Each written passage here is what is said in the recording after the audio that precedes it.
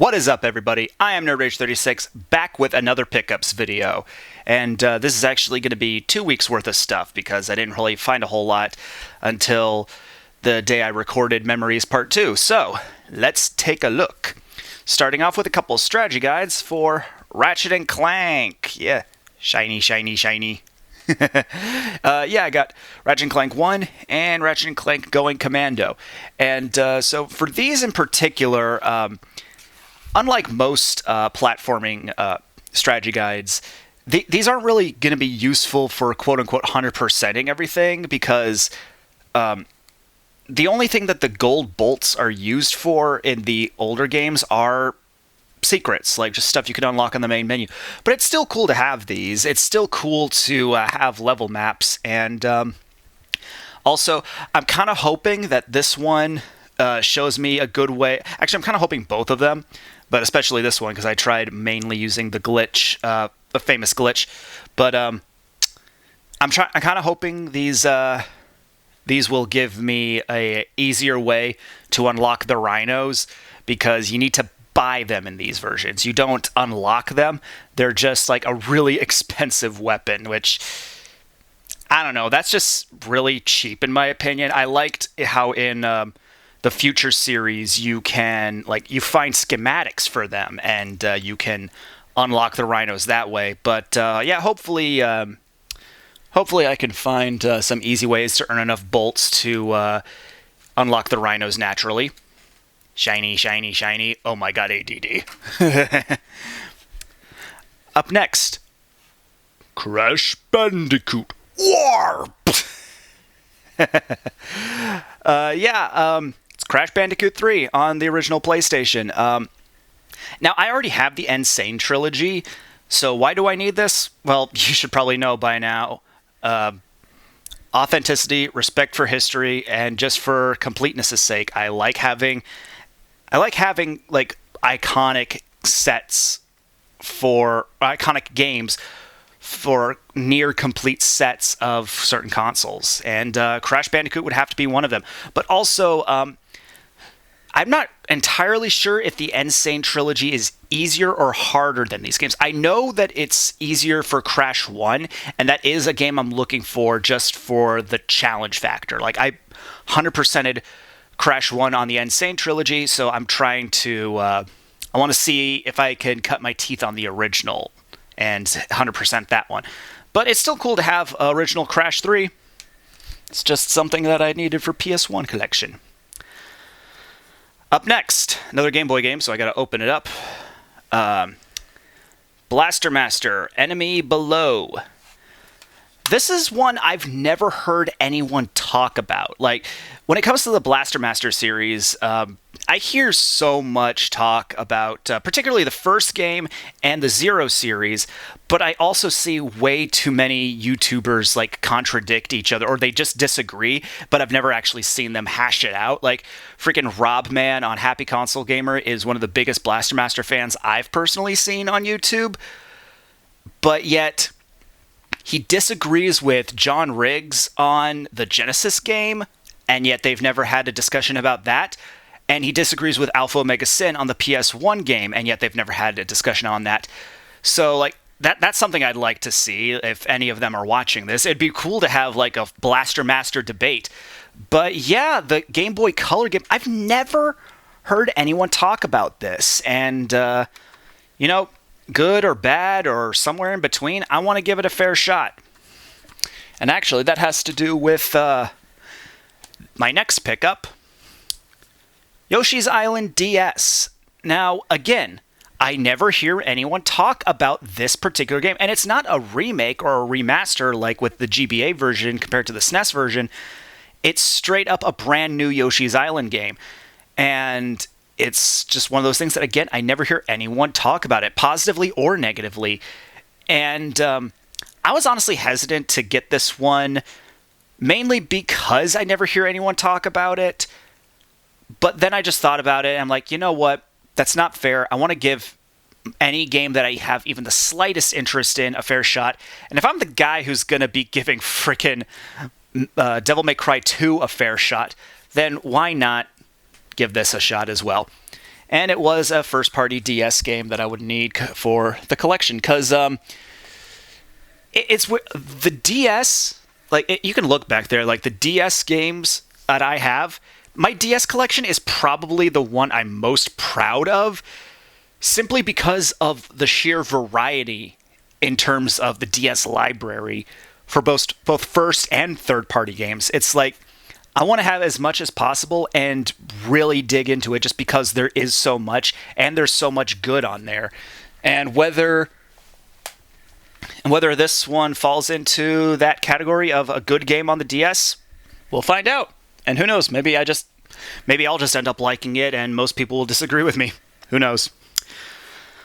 Up next, Super Mystery Dungeon. Focus, damn it. Super Mystery Dungeon. It's weird.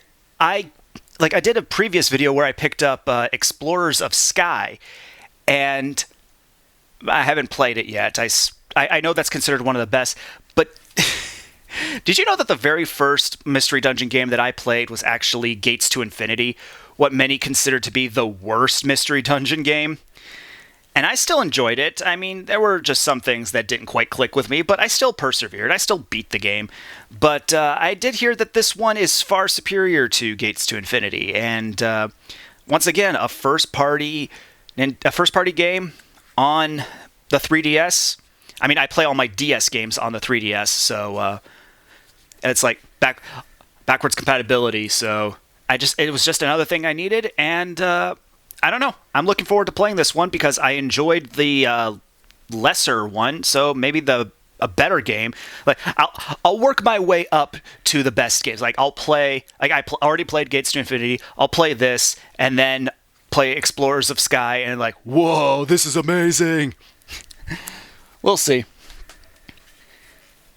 Next up is a game I did not expect to find so soon. Like, I was expecting to get this at a convention just because it goes for a lot of money. Professor Layton and the Azuron Legacy. Azuron.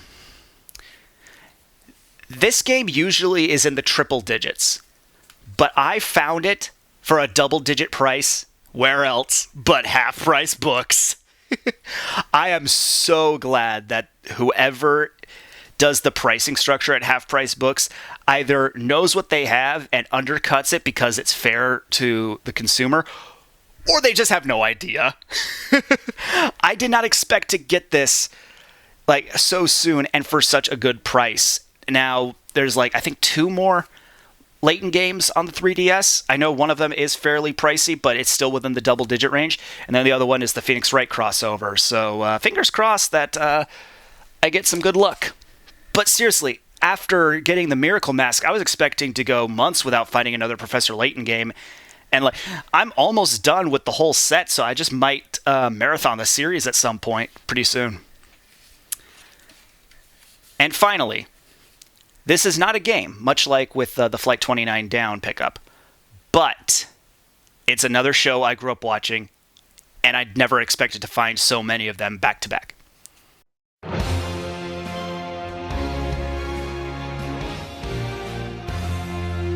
Once again, don't want to get copyright claimed.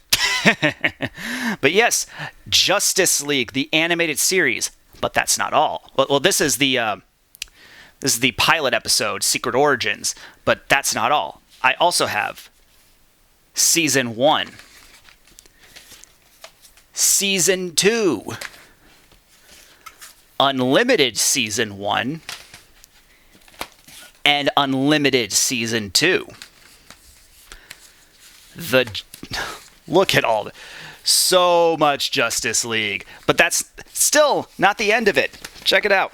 There were also some standalone DVDs like Star-Crossed, which is actually the Season 3 finale, as well as the series finale for animated before it moved on to Unlimited. Then it gets a little weird. The Trial episodes, which is some of the earliest episodes in the animated series. It's the one where Green Lantern's on trial. So why the heck is this a standalone DVD? And then I don't even know how many episodes are on this. Unlimited, Saving the World. Like, are these just a bunch of randomly selected episodes on a DVD? Like, I may love the 2000s era of television, but it is so weird the way they did DVD distribution. I mean, with Flight 29 Down, to be specific, the freaking season 1, which is only 13 episodes, was split across 3 volumes, 3 discs for 13 episodes. And then season 2 supposedly only has 1 disc, and season 3 has 1 disc. Why? Why did they do it that way? Like, same thing with this. Like, okay, the